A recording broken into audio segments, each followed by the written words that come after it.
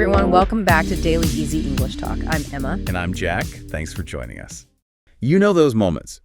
You're deep in a conversation, maybe things are moving fast, someone's got an accent you're not quite used to, and suddenly, poof, you miss a word. Or, like a whole instruction. Exactly. Yeah. And you get that little jolt of panic, like, do I just nod, hope for the best? Mm-hmm. Or do I jump in and ask and maybe feel a bit, well, awkward? Oh, totally. That feeling is so common. And it's not always about just, not hearing it. Sometimes you hear every word fine, but a term is new, or the idea feels a bit fuzzy. Or the connection's bad, or there's noise. Yeah. Communication just hits these spots sometimes. All the time. And that's exactly what this deep dive is about today. How do you handle those moments in English? How do you ask for help politely, effectively, without derailing everything or, feeling super self-conscious?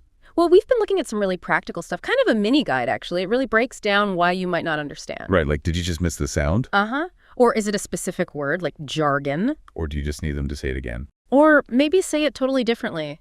It covers all those angles. So our mission here is to pull out the really useful bits, the actual phrases you can use, and show how they sound, in a real back and forth. The goal is really to give you that confidence, so when things get a bit unclear, you feel ready. You can stay in the conversation.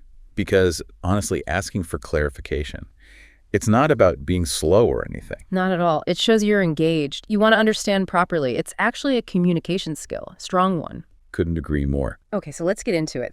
First one up is, sorry, I didn't catch that. Okay, this one's key for when the actual sound didn't land, right? Like they mumbled or spoke too quickly or, I don't know, a siren went past. Exactly. It points to an audio issue. And starting with sorry just softens the whole thing. Didn't catch that.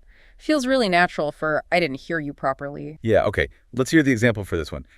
Sorry, I didn't catch that. Could you say it again? Simple, direct. And could you say it again? Part is crucial. It asks for just a repeat. Polite, quick, gets right to the point. My ears missed that bit. Okay, next one. What do you mean by? This is almost the opposite problem. You heard the words loud and clear, but the meaning is the mystery. Right. Could be jargon, slang, an idiom. Or even just a concept you haven't grasped yet. You're highlighting the specific thing that's causing the confusion.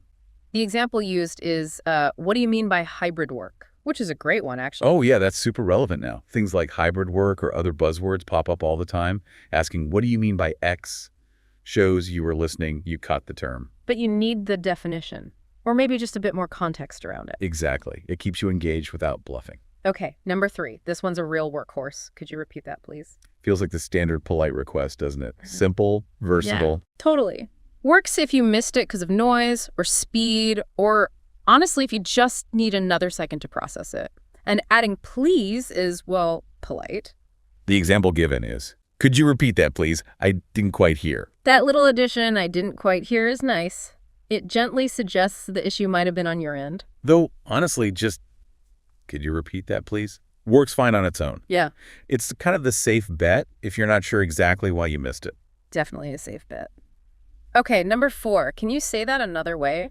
Now, this one's interesting. This is for when just repeating the same words isn't going to cut it. Right. You heard it. Maybe you even know what each word means individually. But the way it's put together or the whole explanation just isn't clicking. You need them to rephrase it, come at it from a different angle. Yeah, you're asking for a different explanation because the first one didn't land for you. The example is, can you say that another way? I'm not sure I understand. I like how it frames it. I'm not sure I understand. Takes a bit of the responsibility. But the request is clearly for the speaker to adjust their explanation. It signals, that phrasing didn't compute for me. Can you try explaining the idea differently? Really good for instructions or more complex ideas, I think. Absolutely. Okay, and the 5th one. This one feels quite humble and polite.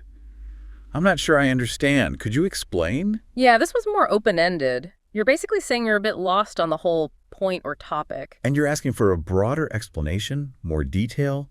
The example. I'm not sure I understand. Could you explain a bit more?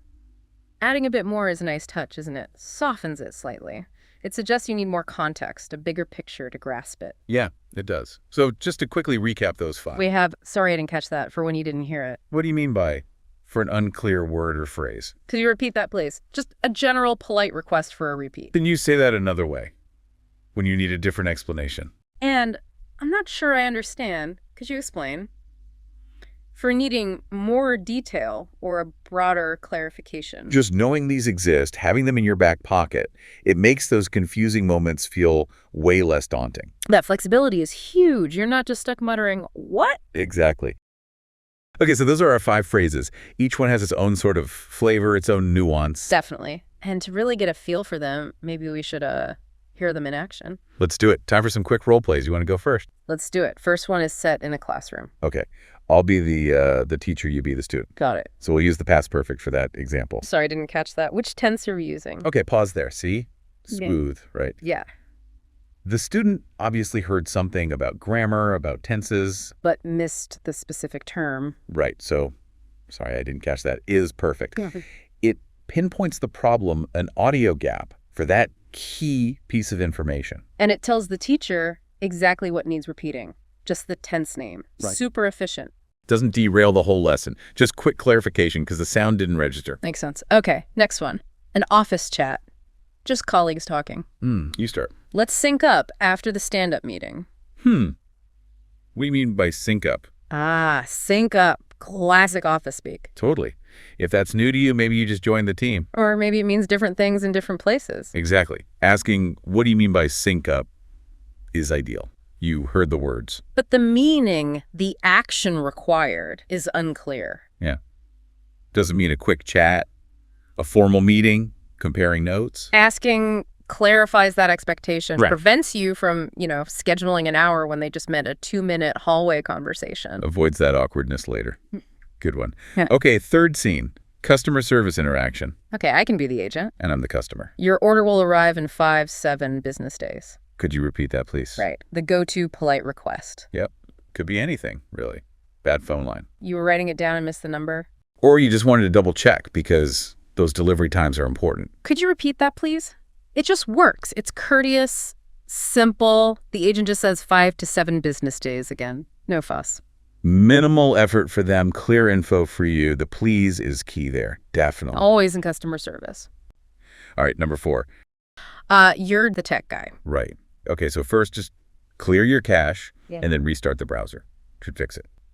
Okay. Can you say that another way? I'm not quite sure I follow those steps. Oh, okay. So Emma understood restart browser, maybe, but clear your cache and how it fits. That's the bit that needs rephrasing. Exactly. Asking for it another way prompts Jack to maybe explain what clearing the cache does or give simpler step-by-step instructions. Rather than just defining the word cache, it's about the process. Got it. That's a really useful distinction. Okay, last one. Just a casual chat. Friends talking. Easy enough. I'll start. Yeah, that movie was so campy. I'm not sure I understand. Could you explain what campy means? Right. Campy is one of those words. It's kind of subjective. Yeah. Not just a definition you look up easily. You might need examples or like what makes something campy. So I'm not sure I understand. Could you explain? A campy is great here. It invites a bit more detail. Not just what does campy mean, but maybe.